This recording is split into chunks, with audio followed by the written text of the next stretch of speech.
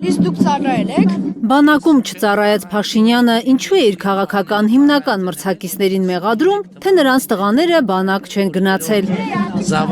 Նորք Մարաշում դպրոցական մի տղա հարցրել է ՔՊ ղեկավարին։ Ես չեմ ծառայել, որովհետև իմ երկու եղբայրները ծառայած են եղել եւ 91 թվականին տենց օրենք ա եղել, որ երրորդ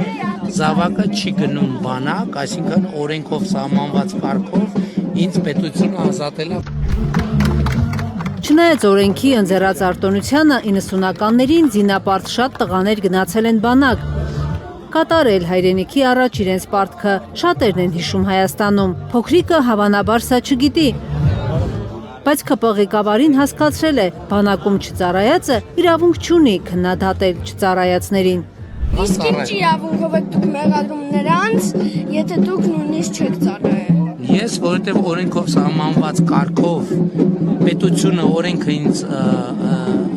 չի տարել բանակ, ոչ թե ես չեմ գնացել, այլ չի տարել, այլ իրանց զավակները հաշվառված չեն եղել կամ տարբեր կեղծ պատճառաբանություններով։ Դուք ընդհանրապես ով եք։ ՔՊ ղեկավարին մի հարց էլ է տվել դպրոցականը, ինչու է վիրավորում քաղաքական գործիչներին ու ժողովրդին։ Դուք ձայն գողցող եք։ Դուք նաև վիրավորում եք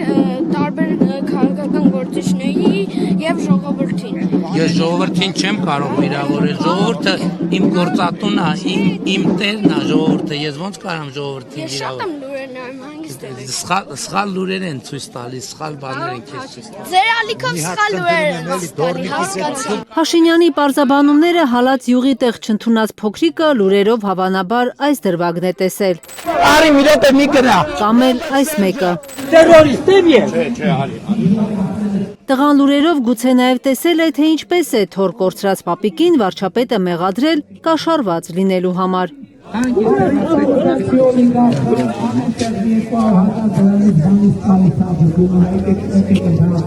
Ջորջանից հիմա տրենդ է դարել, ասենք ամենտեղ մի մարդ ուղարկում են, եկեք ուշադրություն չդարձնենք, հա։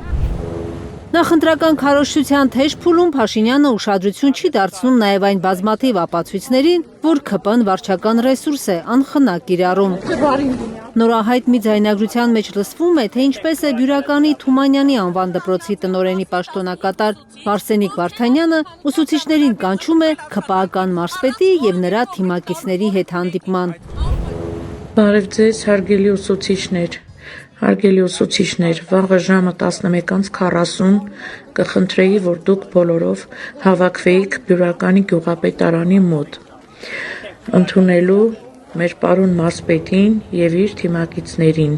Արսենիկ Վարդանյանը հաստատել է, որ ձայնագրության մեջ իր ձայնն է, բայց փորձել է համոզել, թե այդ հաղորդագրությունը ՔՊ քարոզարշավի հետ կապ չունի։ Ես ընդհանրապես մեր ուսուցչական կազմին եմ հրավիրել, քանի որ բազմիցս եղել են հարցեր, որ ցանկացել են մարզպետի հետ հանդիպում ունենալու, ասել եմ դրա համար ասել եմ եկեք այստեղ այս պահին լինելու է այստեղ եւ եթե ունենք հարցեր, ունենք ինչ-որ թեմաներ քննարկելու, եկեք այստեղ պարոն մարզպետին կհանդիպենք։ Բյուրականի Թումանյանի անվան դպրոցի ուսուցչուհի Աննա Կարապետյանը ՔՊ քարոզչական շապիկով է գնացել մարզպետի եւ նրա թիմակիցների հետ հանդիպմանը։ Տնօրենը ասաց, որ ուսուցիչներին ասել է, որ ներկա լինեն։ Գիտեք, սա այնպեսի բան է, որ ուղղակի որպես բնակիչ, եթե ցանկություն ունեն կգան, եթե ոչ որևէ մեկին ստիպողաբար այստեղ ոչ մեկ չի բերում, ովքեր աջակցում են, գալիս են, ներկա են լինում, լսում են պետության խոսքով։ Բյուրականից մի քանի կիլոմետր հեռու Երևանի Նորք-Մարաշ թաղամասում ՔՊ ղեկավարը իր աջակիցներին հավատացրել է, որ Հայաստանը դուրս է եկել աշխարհաքաղաքական թակարդից։ Մենք ի վերջո դուրս ենք եկել աշխարհքաղաքական թակարդից։ Հաղթահարել է մահվան գազելները։ Ի վերջո մենք հաղթահարեցինք հուսահատության գազելների դարաշրջանը։ ՔՊ ղեկավարը վստահեցրել է, որ ինքը աթոռի կռիվ չի անում։ Աթոռի կռիվ չի, դա պաշտոնի կռիվ չի։ Այդ քվեարկությունը պիտի նշանակի, որ պետությանը տեր ենք, անկախությանը տեր ենք։ Փաշինյանի պատկերացրած հայկական պետությունում Արարատ լեռը մերժված խորհրդանիշ է,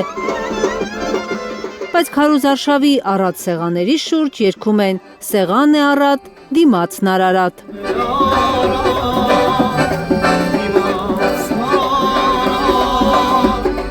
Կարնե Մանգասարյան, Գագիկ Տեր-Ղազարյան, Հայլուր Կիրակի։